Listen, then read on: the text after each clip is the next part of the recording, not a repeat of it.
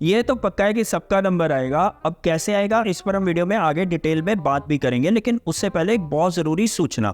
अगर फिलहाल आपको कोई भी चीज परेशान कर रही है ना, आप बेरोजगार हो या आपके घर में कोई बेरोजगार है, आप महंगाई से परेशान हो, आपके घर में खाना नहीं है, या फिर इवन आप अपने मोहल्ले के बड़े बड़े खड्डों से क्यों ना परेशान हो, अभी उन मुद्दों को आप भूल जाओ। उनकी कोई वैल्यू नहीं है, क्योंकि अभी फिलहाल देश में जो सबसे बड़ा मुद्दा चल रहा है वो क्या चल रहा है? राम मंदिर में 22 जनवरी को प्राण प्रतिष्ठा समारोह आयोजित किया जा रहा है हमारे प्रधानमंत्री के द्वारा। नहीं, हम मजाक नहीं कर रहे हैं, ये सच है। अब आप खुद देखो, एक तरफ छत्तीसगढ़ में पेड़ काटे जा रहे हैं, किसी को कोई फिक्र है? नहीं, बिल्कुल नहीं। ईवीएम पर इतना बवाल हो रहा है, किसी को पड़ी है? ना, बिल्कुल नहीं पड़ी है। कहीं पर लोग प्रोटेस्ट कर रहे हैं जॉब के लिए, मणिपुर, उसकी तो हालत अभी तक ठीक ही नहीं हुई है, लेकिन किसी को कोई फिक्र नहीं है। बाकी आप फिक्र मत करो, आप एक काम करो, आप 22 जनवरी को ये समारोह को अपने अपने टीवी सेट्स पर एंजॉय करो, क्योंकि आपको आने से मना कर दिया गया है। उसके बाद आप चाहो तो हमारी वीडियोस भी देख सकते हो और हमारे चैनल को सब्सक्राइब भी कर सकते हो अपनी भलाई के लिए।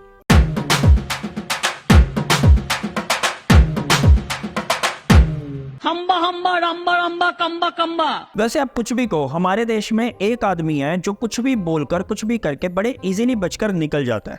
गेस करो कौन है वो आदमी? बिल्कुल सही, हमारे रामदेव बाबा। अब इनका बड़ा एक सिंपल सा लॉजिक है, कोई भी बात पहले बोल दो, उसके बाद मुकर जाओ। आम जनता इनका क्या ही उखाड़ लेगी। मेरा मूल गोत्र है ब्रह्म गोत्र और मैं हूं अग्निहोत्री ब्राह्मण हूं मैं। हाँ बोलो बाबा जी, आप तो ओबीसी हो, ओबीसी वाले ऐसी तैसी कराए।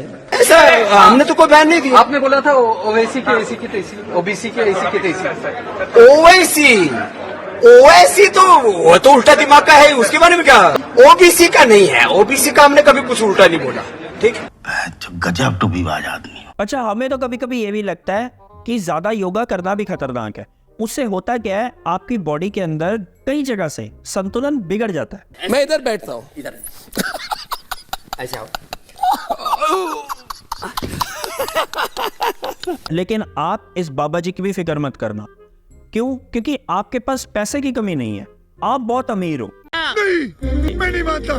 नहीं, सच्ची, आप अमीर हो, बस आपको पता नहीं है। आप ये बात मानो या ना मानो, सरकार तो कम से कम ऐसा ही मानती है। बिल्कुल, आपने मेरे दिल की बात बता दी। तभी तो आपसे भर भर कर योगदान मांगा जाता है देश की तरक्की के लिए। फिर चाहे वो गैस की प्राइसेस के रूप में हो, या फिर पेट्रोल हो, या फिर राम मंदिर का चंदा हो, या फिर कोविड के टाइम पर पीएम केयर फंड ही क्यों ना हो। और आप हो इतनी भोली जनता कि आप भी बिना सवाल करे बस ये योगदान करते ही चले जा रहे हो। हम बहुत छोटे लोग हैं, हम बहुत मामूली लोग हैं। नहीं यकीन हो रहा आपको? तो फिर आप ये रेट कार्ड देखो। अटल सेतु, मुंबई में जो नया फ्लाईओवर बना है अटल सेतु, उसके टोल टैक्स का एक महीने में भाई साहब 12,500 और एक साल में 1.5 लाख तक वसूला जा रहा है जो उस पर से ट्रेवल कर रहे हैं। एक बात ना हमें यहाँ पे समझ में नहीं आती कि आप गाड़ी खरीदते हो, आप रोड टैक्स देते हो जिससे रोड्स डेवलप की जाती हैं देश के अंदर, फिर आप पेट्रोल भरवाते हो उसी गाड़ी के अंदर, उस पर भी आप टैक्स देते हो, फिर उस कार की आप इंश्योरेंस करवाते हो, उस पर टैक्स देते हो, इनफैक्ट आप कार की सर्विस भी कराने जाते हो, उस पर भी आप टैक्स देते हो। मतलब या तो सरकार की नीयत नहीं भरती, या फिर आप इतने भोले हो कि आपको ये भक्ति के अंदर पता ही नहीं चलता कि आप कितने पैसे लुटाते चले जा रहे हैं।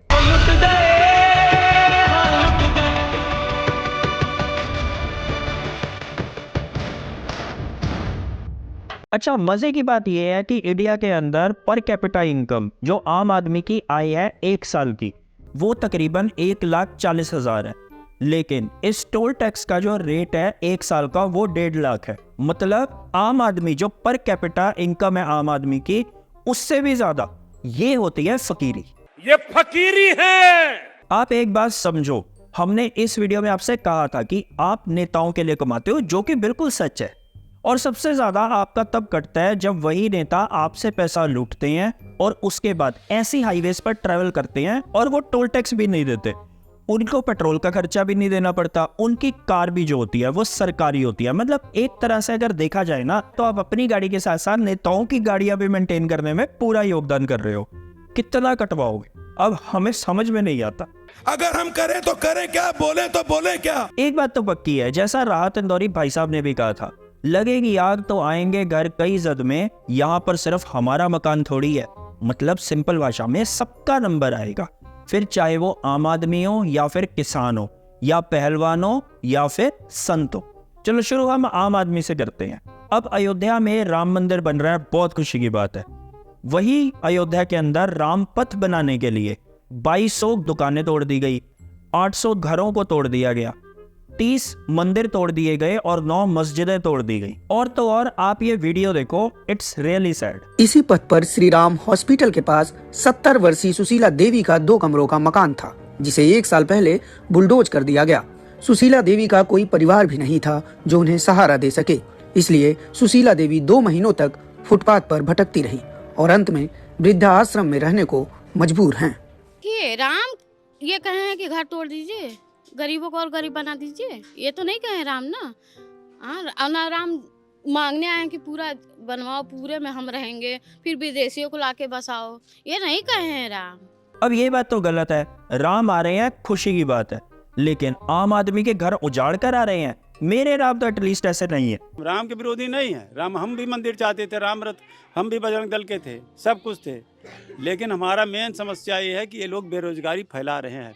और दुख हमें तब होता है जब हम हमारे चारों शंकराचार्य को देखते हैं। हमने किसी आमंत्रण को रिफ्यूज नहीं किया। सच बात यह है कि हमें आमंत्रित ही नहीं किया गया। मतलब अब अंधभक्ति का यहाँ पर लेवल देखो कि हमारे हिंदू धर्म में जो संत सबसे ऊंचे पायदान पर बैठे हैं, आज इन अंधभक्तों ने उनको भी एंटी हिंदू बना ही दिया। बताओ, ये वाकई नया है। हमें तो कभी कभी बाय गॉड ऐसा लगता है कि ये जितने भी हिंदू रक्षक बने हुए हैं ना, असल नास्तिक यही लोग हैं। क्या बढ़िया था गुरु। नहीं सच्ची, आप खुद देखो हमारे शंकराचार्य जी क्या कह रहे हैं। सब पंचांग मंगा लीजिए और किसी एक पंचांग में दिखा दीजिए कि किसी ने 22 जनवरी के मुहूर्त को प्रतिष्ठा मुहूर्त के रूप में छापा हो। वो सिंपल सी एक बात कह रहे हैं कि 22 जनवरी को किसी भी तरीके से कोई शुभ मुहूर्त निकलता ही नहीं है। दूसरी तरफ राम मंदिर का काम अभी तक पूरा ही नहीं हुआ है, सिर्फ 30 से 40% कंप्लीट हुआ है। जब अभी सिर बना ही नहीं तो बिना सिर का केवल धड़ अभी तैयार हुआ है और उसी धड़ में आप कहते हैं कि हम प्राण डाल देंगे, तो ये कितना गलत होगा। ये सब चीजें देखकर ऐसा लगता है कि इस देश में कुछ भी हो सकता है। नहीं, सीरियसली कुछ भी हो सकता है। क्या बात कर रहे हैं? चलो, हमें समझ में नहीं आ रहा है, आप भी समझने की कोशिश मत करना, क्योंकि ये समझ आने भी नहीं वाला है। आप ये वीडियो देखो और इससे सीखो कि किस तरह से हमारे पीएम पोछा लगा रहे हैं मंदिर के अंदर। अब इस वीडियो में सीखने की बात क्या है कि साफ जगह को और साफ कैसे किया जाता है। मजा नहीं आ रहा है। मजा नहीं आया? चलो ये वाली वीडियो देखो कि जिसमें हमारे पीएम गाय को चारा खिला रहे हैं। ओ तेरी, ये काला वाला तो सांड है। नहीं, हम यहाँ पर क्लियर कर दें, हमें पता है हमारे पीएम ने भी इस वीडियो के अंदर काले कपड़े पहने हैं, हम लेकिन उनकी बात नहीं कर रहे हैं। आप काले वाले पशु को इसमें नोटिस करो ध्यान से और ये वीडियो दोबारा देखो।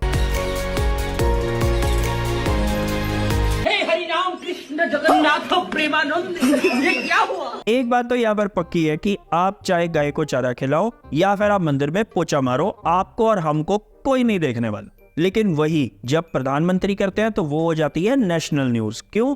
क्योंकि उनके चारे में दम है, उनके चारे में जान है। वो गाय को भी सांड बना सकता है।